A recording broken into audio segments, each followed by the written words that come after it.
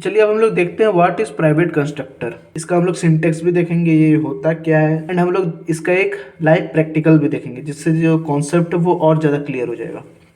तो चलिए इसका डेफिनेशन देखते हैं। In Java it is possible to write a constructor as a private but according to the rule we can't access private members outside of class.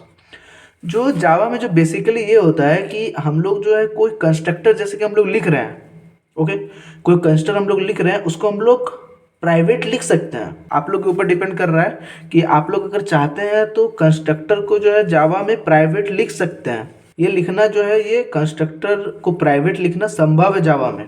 मतलब rule ये बोलता है कि कोई प्राइवेट मेंबर है, ओके, कोई प्राइवेट मेंबर है, उसको हम लोग आउटसाइड ऑफ दैट क्लास उसको हम लोग एक्सेस नहीं कर सकते। मतलब आउटसाइड द क्लास उसको हम लोग एक्सेस नहीं कर सकते हैं।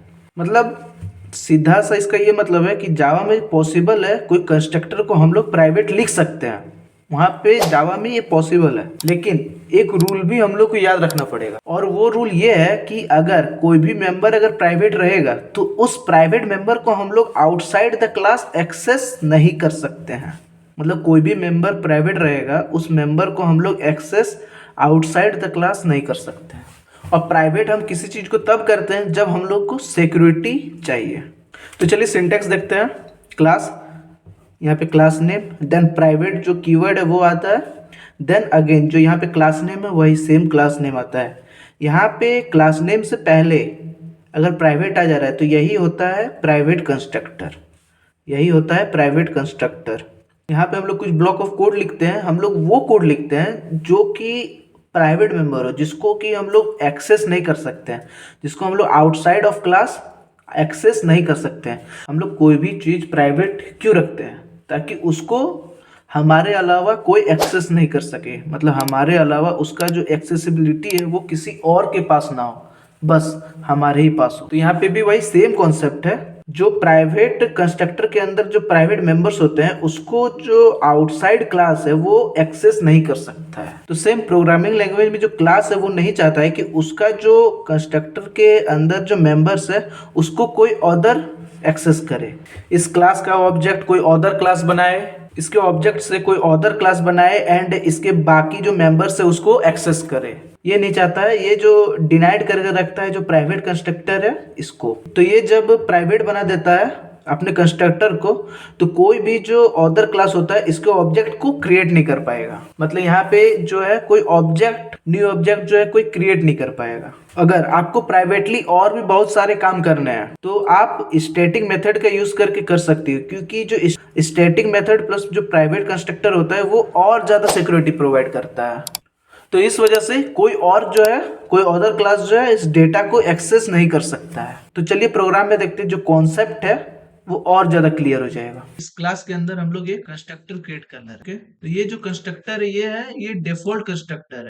तो इसका जो डेटा है वो कोई भी क्लास का ऑब्जेक्ट कॉपी कर सकता है। इसका जो डेटा है, इसके अंदर जो डेटा है उसको कोई भी कॉपी कर सकता है। यही कंस्ट्रक्टर को अगर मैं प्राइवेट एक्सेस मॉडिफायर के साथ लिख देता हूँ तो यही जो है ये पूरा जो है ये प्राइवेट कंस्ट्रक्टर हम लोग का बन गया है। तो इसका मतलब ये है कि ये जो हम लोग का प्राइवेट कंस्ट्रक्टर है इसके लिए कोई दूसरा क्लास ऑब्जेक्ट क्रिएट नहीं कर सकता है सिवाय इस क्लास के। अब आगे हम लोग क्या करेंगे, अब आगे हम लोग इंस्टेंस वेरिएबल डिक्लेयर कर लेंगे। इन टाइप का ए वेरिएबल हम लोग डिक्लेयर कर ले रहे हैं, देन डबल टाइप का b variable, then string type का सी वेरिएबल हम लोग ने डिक्लेयर कर लिया यहाँ पे। देन अब हम लोग क्या करेंगे, अब हम लोग जो वेरिएबल क्रिएट किए हुए हैं उसके लिए हम लोग वैल्यू इनिशियलाइज कर देंगे। तो ए में हम लोग वैल्यू इनिशियलाइज कर देते हैं 20, डबल डॉट टाइप का वैल्यू लेगा डेसिमल टाइप का, तो उसके लिए हम लोग 40.67 कर देते हैं। जो सी है वो तो स्ट्रिंग टाइप का वैल्यू इनिशियलाइज करेगा, तो सी में कर देते हैं कोडिंग सर्कल। तो हम लोग ने तीनों वेरिएबल के लिए वैल्यू को इनिशियलाइज कर दिया है। सॉरी यहाँ पे डबल नहीं होगा, यहाँ पे टाइप लिख दिया मैंने, यहाँ पे बी होगा। अब इसको हम लोग डिस्प्ले भी कर सकते हैं। हम लोग तीनों को डिस्प्ले करा देते हैं, प्लस बी देन प्लस सी।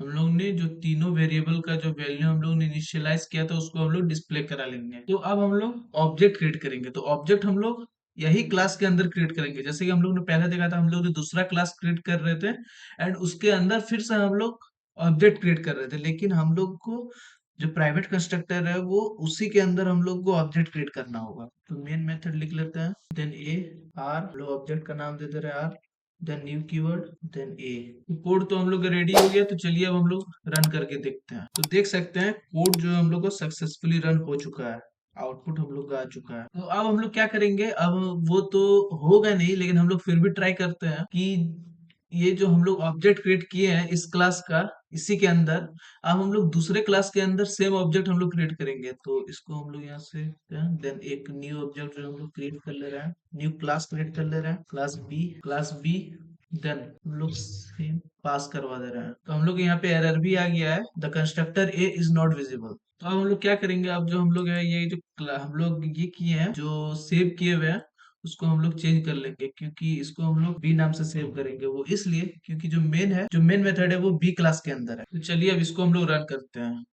तो यहाँ पे देख सकते हैं हम लोग का ये एरर आ चुका था, constructor A is not visible. जो ए है इसको नहीं दिखाई दे रहा है, वो इसलिए नहीं दिखाई दे रहा है क्योंकि ये जो है ये प्राइवेट है। तो इसका मतलब ये है कि ये जो हम लोग ने ऑब्जेक्ट क्रिएट किया है, इसको हम लोग वही सेम क्लास के अंदर क्रिएट करके हम लोग जो वैल्यू है उसको एक्सेस कर सकते हैं। दूसरे क्लास के अंदर हम लोग उस ऑब्जेक्ट को क्रिएट करके अगर हम लोग वैल्यू एक्सेस करना चाहेंगे तो नहीं होगा। तो इसका मतलब यही है। आई होप आप लोग को जो कॉन्सेप्ट है इस प्राइवेट कंस्ट्रक्टर से रिलेटेड क्लियर हो गया होगा। यहाँ पे देख सकते हैं जो नेम है वो ऑटोमेटिक चेंज होगा, क्योंकि जो मेन मेथड है वो क्लास ए के अंदर है। और अगर आप चाहते हैं कि कोई और डेटा को हम लोग प्राइवेटली रखना, तो इसके अंदर आप लोग लिख सकते हैं। अगर चाहते हैं कि कोई दूसरा मेथड हम लोग क्रिएट करेंगे, तो उसको भी आप लोग नेक्स्ट यहाँ इस लाइन में भी क्रिएट कर सकते हैं। और अगर यहाँ से कॉल करेंगे तो जो डेटा है वो प्राइवेटली कॉल हो जाएगा। आई होप आप लोगों को जो प्राइवेट कंस्ट्रक्टर से रिलेटेड जितना भी कॉन्सेप्ट है वो क्लियर हो गया होगा। अगर कहीं भी कोई भी दिक्कत आ रही है तो मुझे कमेंट सेक्शन में जरूर से बताना। तो चलिए मिलते हैं ऐसे ही कोई इंटरेस्टिंग टॉपिक के साथ, तब तक के लिए bye bye, keep learning and keep coding.